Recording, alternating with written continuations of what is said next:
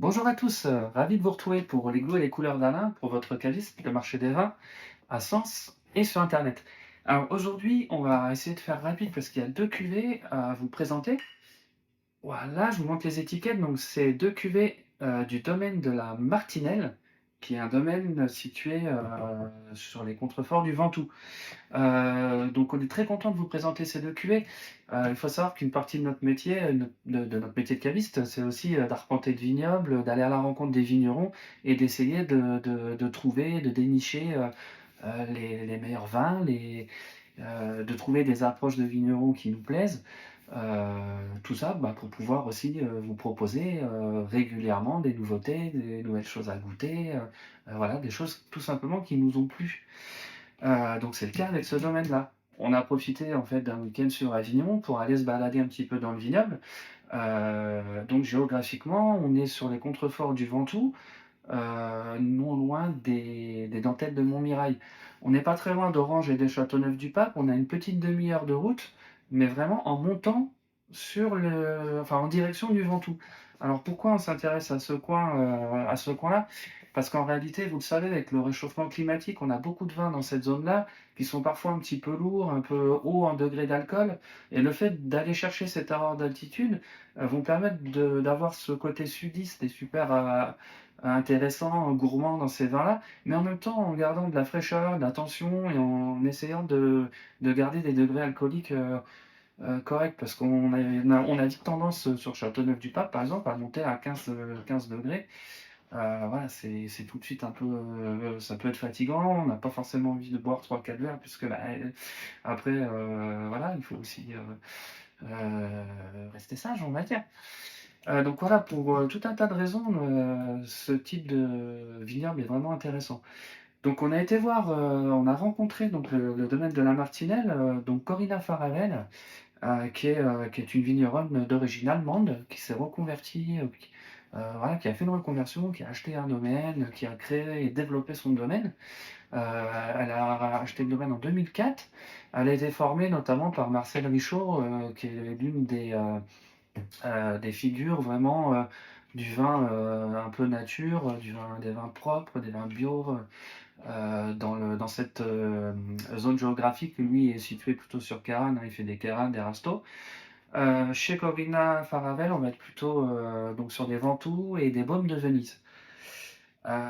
Donc voilà, l'idée de Corinna Faravel, son idée, première, donc je le disais tout à l'heure, c'est justement de faire des vins, tout en fraîcheur, des vins, avec une belle buvabilité, des vins digestes, des vins qu'on va boire tout simplement. Donc voilà, elle travaille vraiment dans ce sens-là. Elle réfléchit à une approche en fait, en ce sens, en repensant l'encépagement de son vignoble. Elle a replanté en fait, elle fait un vrai travail là-dessus de replantation de cépages un peu différents, pour aller chercher justement cette fraîcheur. Vous allez voir, c'est très intéressant, notamment dans le blanc. Donc sur cette cuvée rouge, on est en Ventoux. On est là sur un assemblage plutôt classique, on va dire, de Grenache, de Syrah et de Mourvèdre. Heu et là, vous allez voir, le mode de vinification, fait qu'on garde, beaucoup de fraîcheur. Donc on va le goûter ensemble. J'essaie de faire vite et d'être synthétique, hein, pour pas que la vidéo dure trop longtemps. Alors, voilà, là tout de suite on explose au nez, c'est très, très fruité. On a un côté, prune, mûre, cassis, c'est floral. Là, il y a une petite note aussi, d'herbe aromatique, un petit peu de thym. Ouais, ça donne vraiment, voilà, ça donne tout de suite envie de goûter.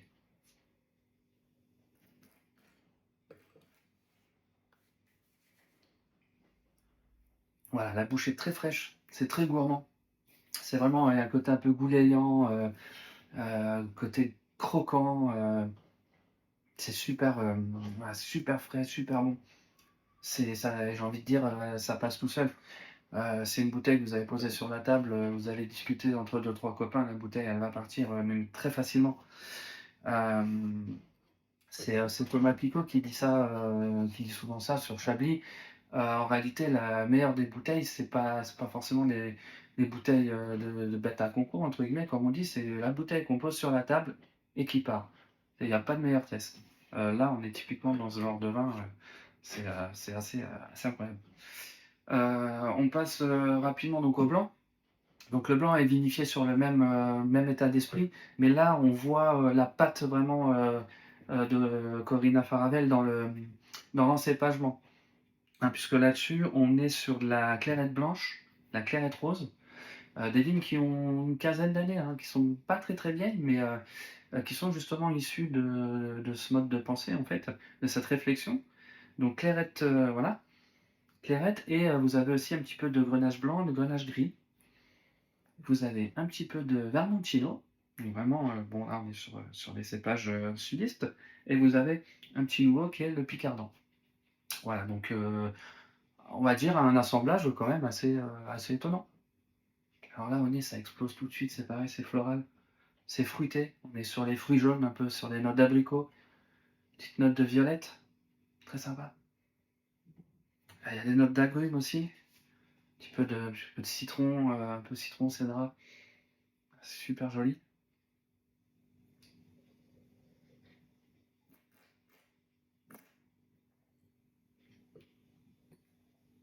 Voilà.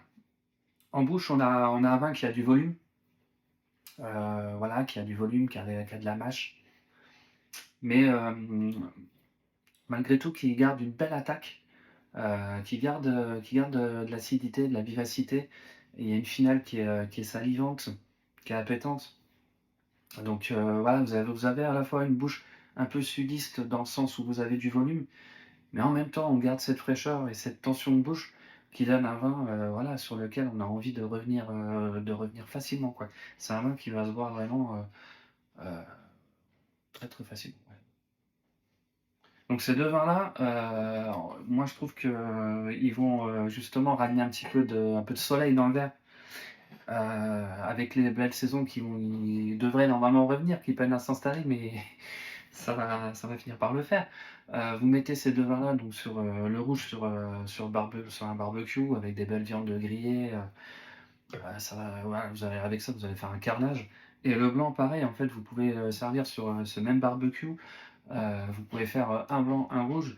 Le blanc va aller très bien avec toutes les salades, les petites préparations que vous allez faire autour. Et le rouge ira merveilleusement bien avec toutes les viandes que vous allez cuire, tout simplement. Voilà. Donc on est sur des vins qui tournent aux alentours d'une quinzaine d'euros, 15. Ouais, on est dans la fourchette des 15 euros à la cave. Voilà, bah, écoutez, j'espère que vous serez curieux et que vous passerez goûter ces deux petites découvertes et que ça vous plaira, tout simplement. À très bientôt!